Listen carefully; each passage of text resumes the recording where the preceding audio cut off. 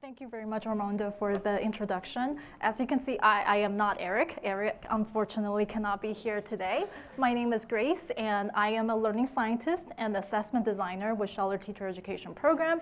I feel a little bit out of my elements today because I am here because I'm not a programmer. So please excuse me if I make some mistakes in my presentation regarding programming.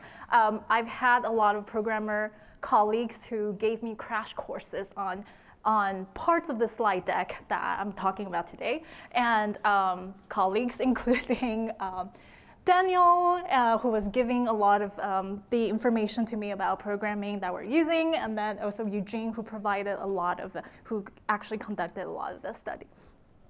And a lot of people's work is being represented here, and I will talk more about the actual programming tool platform that we have developed in the context of education in a little bit. But first, this is the overview of my talk today. I'm going to start out with a little bit of a warm-up activity, and that's why you all got the little card that looks like a QR code. And then after that, I will talk about AI-assisted coding in educational context, and then because it's the afternoon, I'm gonna break it up a little bit by another interactive activity, followed by some of the preliminary results that we are finding in our work. So for the part about the clicker activity, you're probably wondering about that already, so we're gonna get right to that. But first, I'm going to introduce or illustrate a little bit about how this clicker actually works.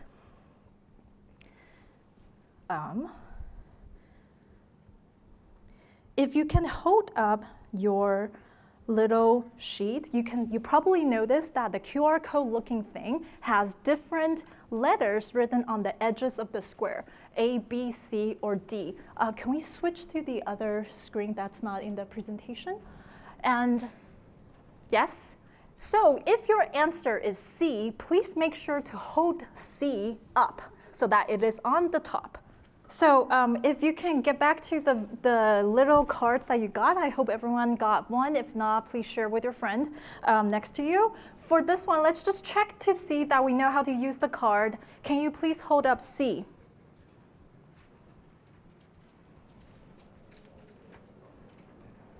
Yay, thank you. All right, it seems like if you see that your card number is being read, you can put it down. Your card number is a little number on the sheet. All right, I think most people were able to, oh, actually, one person held up the letter B. Yeah, that's what happened. So we're gonna do it one more try. This time, please hold up the letter A.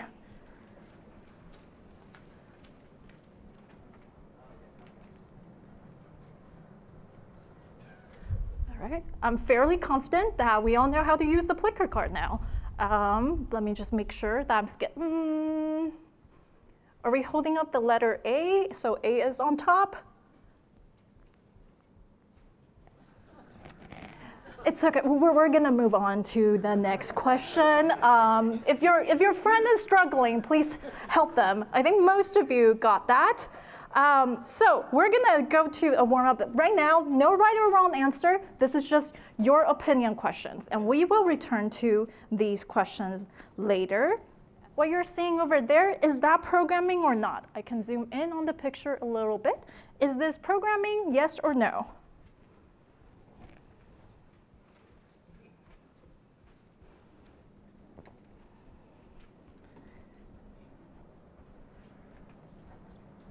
Do you want to know people's responses?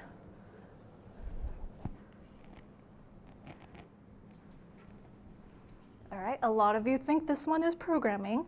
How about this one? Is this programming? Let me know if you need me to zoom in on the picture. Yeah. Is this programming?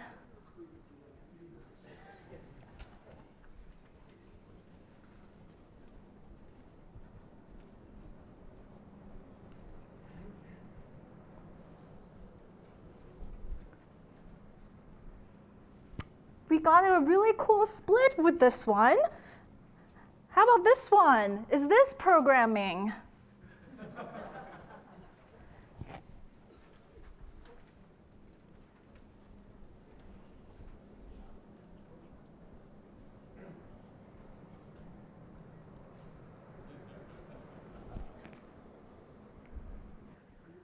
How about this one? Programming or not?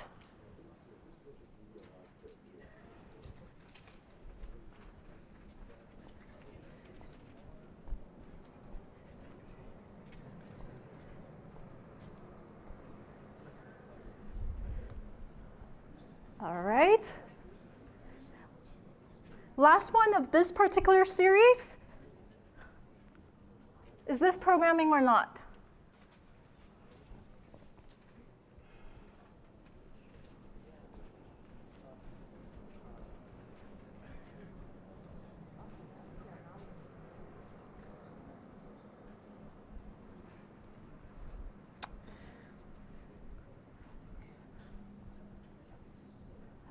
I don't think it's exactly updating. Here we go. There are some no's for this, and then a lot of yeses for this. All right, warmed up with opinion questions. Now there are questions that actually has correct answers. Are we ready?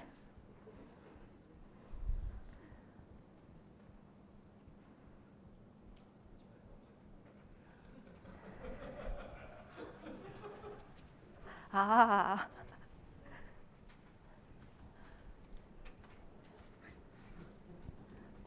I'm getting a sense that everyone in this, wow. Wow. Seriously.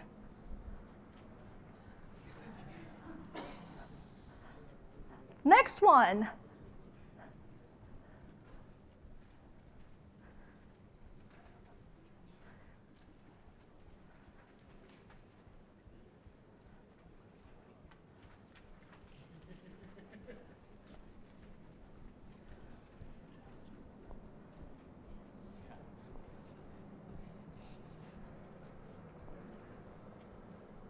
All right.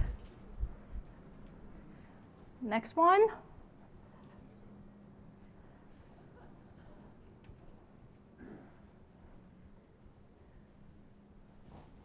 What does this code print?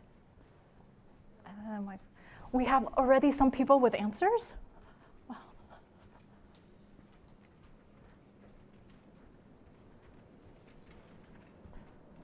And you're all a lot faster at this. I literally was, when I saw these, I had to.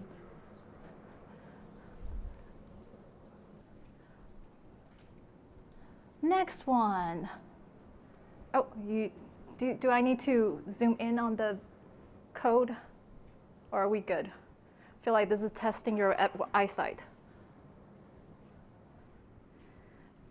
The question is, what's the likely reason this code doesn't work?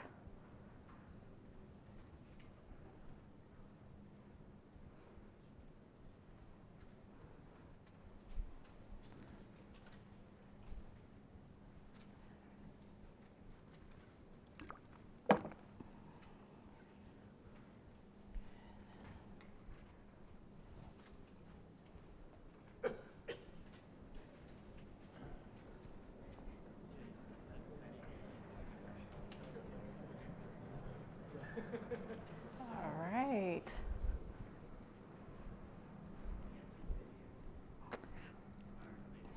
There's a lot of different responses on this one.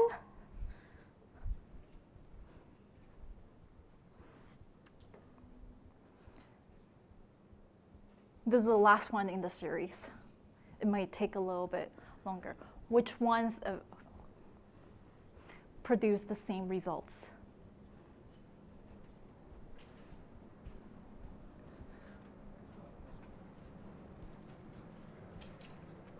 Fine.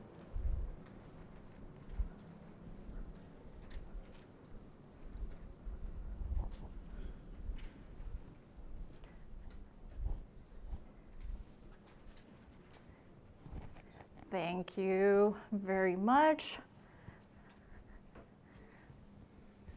Mostly people think A and B, and then some people think trick question, none of them. We will return to these questions later on. You're probably thinking, oh, you're not telling me this right now? All right, so we did our 3 different practice questions, practicing using the cards and the opinion questions of programming versus not programming, which I will return to later on, as well as the coding questions, which we will also revisit in a little bit. For now, I want to talk about AI coding in educational context, particularly the PyTutor tool that folks at, this is interdisciplinary from Scheller Teacher Education Program / Education Arcade, PRG, and a number of different labs at MIT are working together to do. It is web-based, pre-configured, integrated development environment, IDE, and it removes unnecessary cognitive load because you can just click on the link and then you get to this page, which is rather nice because you can see here that we have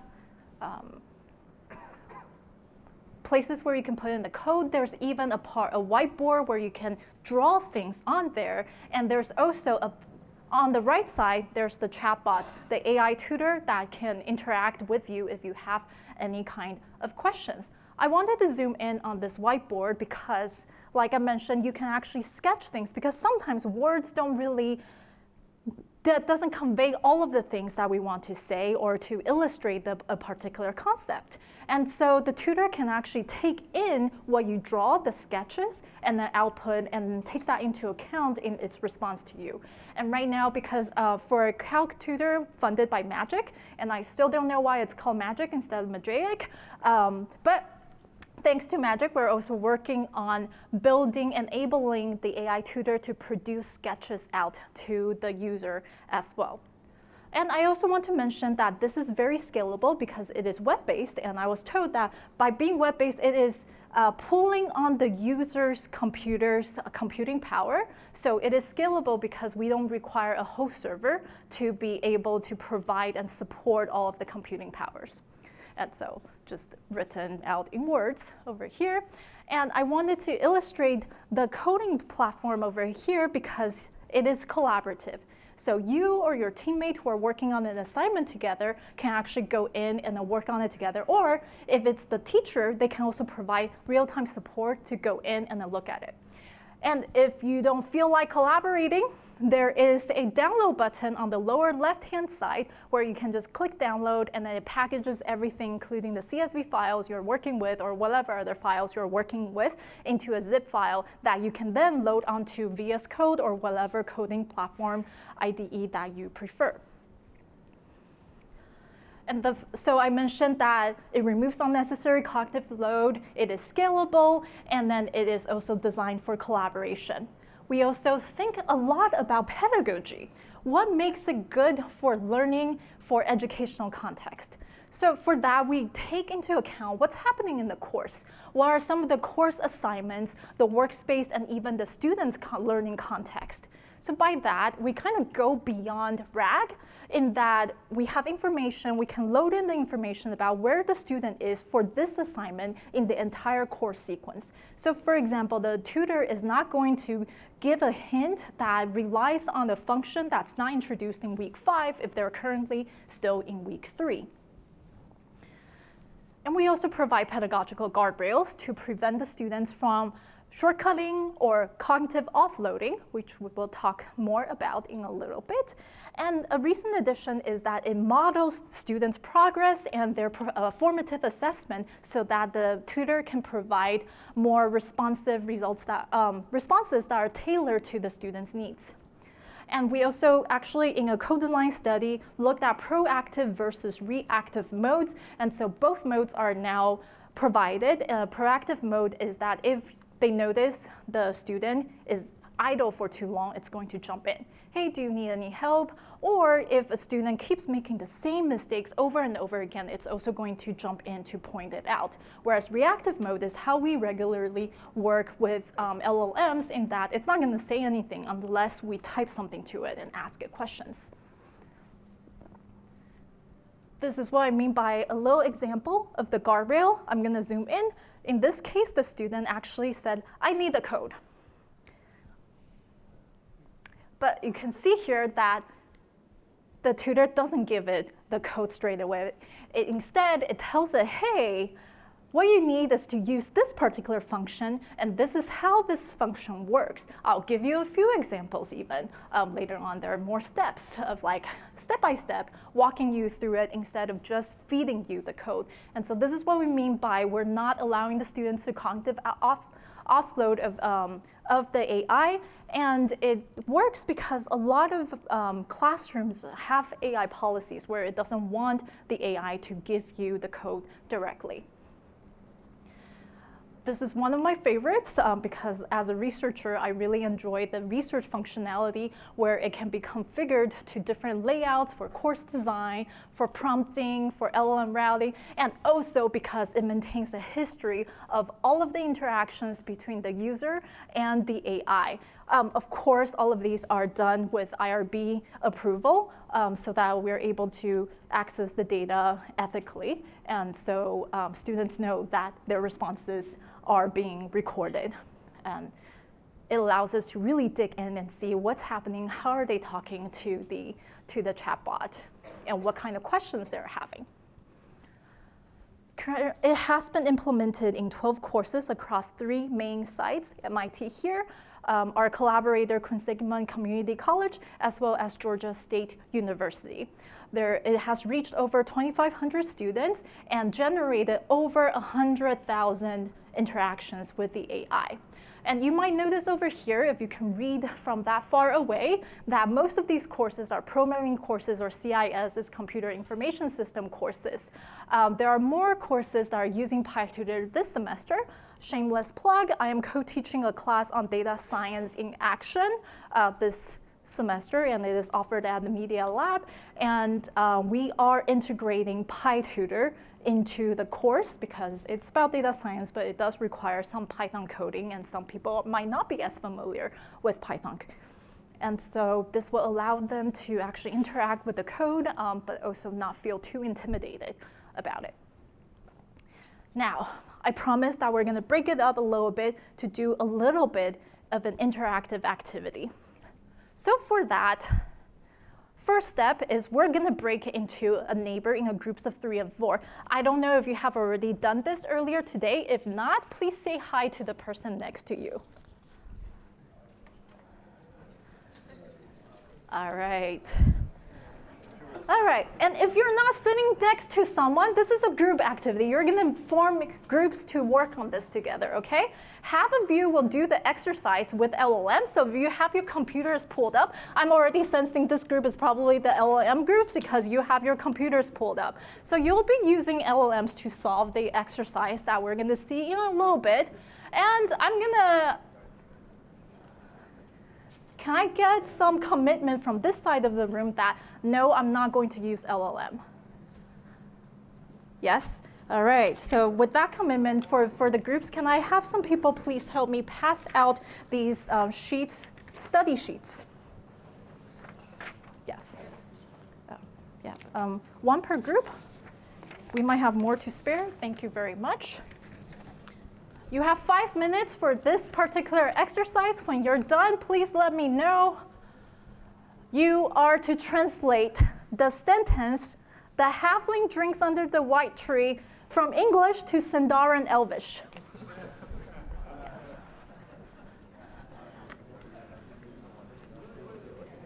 So this side of the room, feel free to work with other people or pull out an AI to do that.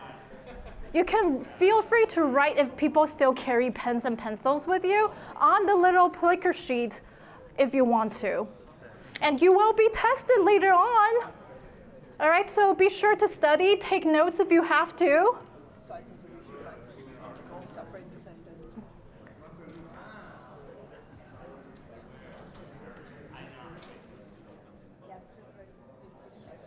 You all got your translation? How about the study group? Kind of, maybe? All right, now for the next part, I did say you will be tested on this in a little bit. Please close your computers. No AI involved in this next part.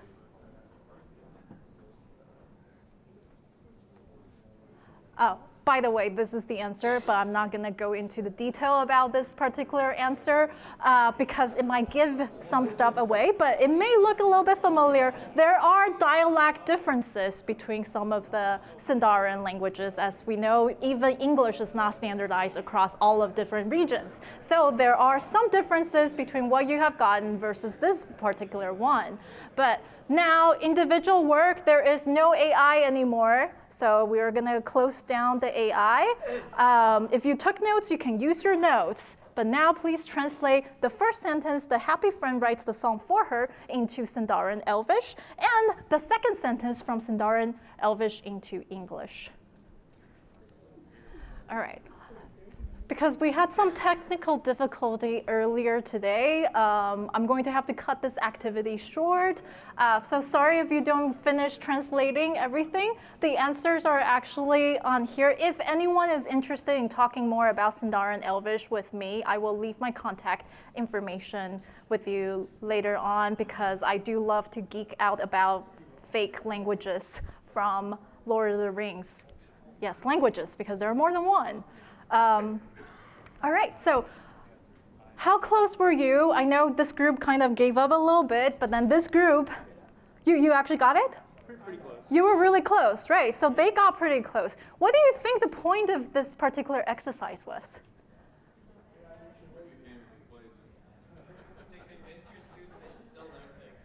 To convince your students you should learn things. Excellent. So this particular activity was actually inspired by Eric's Fortran activity that he ran in his actual class maybe a couple of years ago, where he broke the students, the whole class, into 3 groups. One group could use ChatGPT. The other group was using an offline model from Colama. Actually, I'm not sure if it's offline model. But anyway, and then the third group could Google internet resources, but no AI involved. And they had to translate a whole bunch of codes from Python, I believe, into Fortran because these days students don't learn Fortran. And as would be expected, the ChatGPT group finished the first, and then the Colama group finished second. The internet resources group took all of the time needed, but they eventually all finished.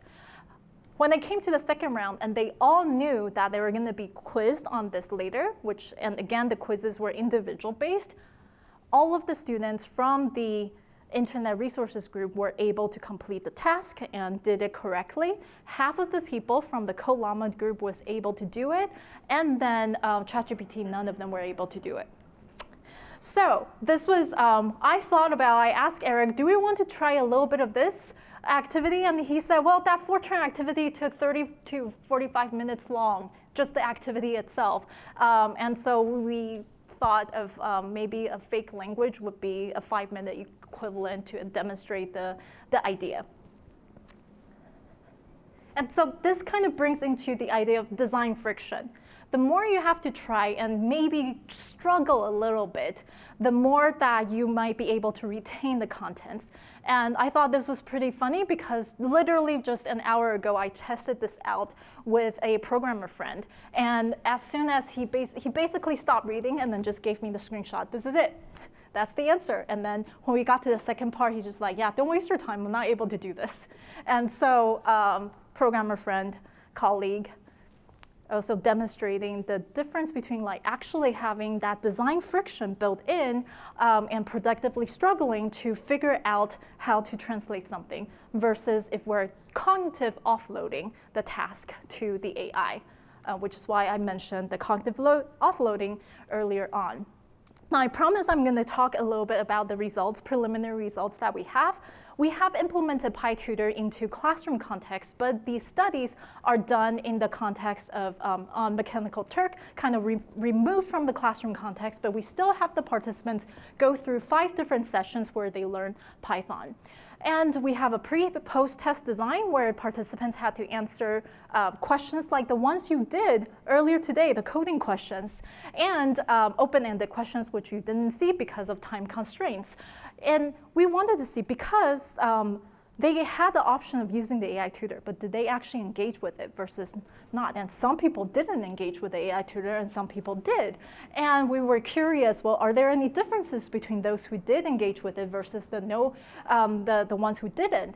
And here's what we found out. There were 25 people with no AI tutor and then 25 who actually used the AI tutor. And we see that for some kind of reason, other than 2 people, there really wasn't any learning gain, which is calculated from their post-test score minus the pre-test score. And the post-test minus pre-test, this is only on multiple choice because my colleague Daniel is still in the process of grading the open-ended questions. So this is how current this work actually is. We're still collecting data. So this is very preliminary. But as you can see over here, the AI tutor group were able to mostly improve. There's a large variation, but most people were able to improve from pre to post with using the tutor. Now, we also were curious about pedagogy. Well, in terms of Bloom's taxonomy, what kind of level were they targeting, or is AI tutor particularly good at supporting? So we had going from remember all the way to create. So those kind of corresponded to the questions you saw earlier today. So the first question for remember, well, pretty much all of you were able to do that. So.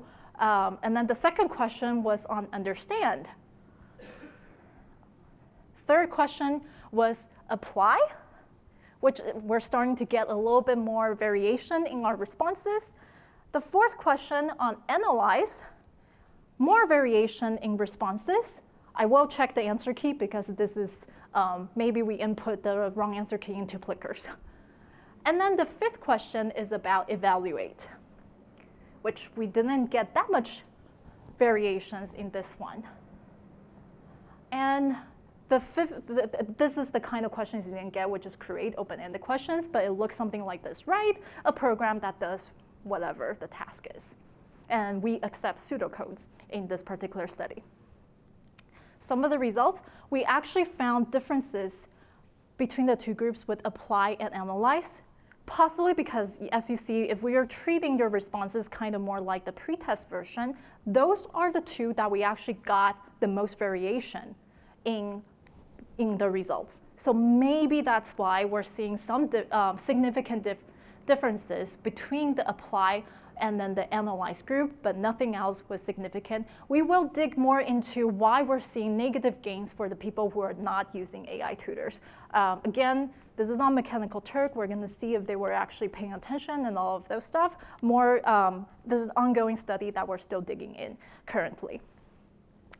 And then we also wanted to see, is there any difference by the model? So what I didn't tell you earlier was that we actually used different models behind the tutor, and then the participants didn't know which model they got. There were 4 different models tested, 2 GPT ones, a Claude, and then a Gemini. And what was interesting was we looked at the pedagogical quality that were identified by LearnLM in terms of adapting to learners, stimulating curiosity, effective tone that was used, deepening metacognition, inspiring active learning, managing cognitive load, and overall quality. What was particularly interesting to me with this is that, granted, this was based on only a very small sample of 22 people, and if we do the math, it's only about like 5-6 people per group, per model, and then sometimes not exactly that because randomization, some groups have more people than other groups, but we can see like everyone who got Gemini scored it very highly in terms of stimulating curiosity, as well as inspiring active learning. But those who got GPT-4o scored it fairly low on stimulating curiosity. Again, small sample size, but we wonder if the trend holds, but it is very curious to us, especially in light of the learning gains. Remember, the one with the lowest stimulating curiosity, it actually had somewhat higher learning gain, but again, this is small n. We don't have enough evidence to say that they are different or not different. And we're conducting and collecting more data to see if the trend that we're seeing now is going to hold. Now, finally, very early on, you answered the question about, is it programming or not? Sorry, I didn't have time to actually input all of your responses into these.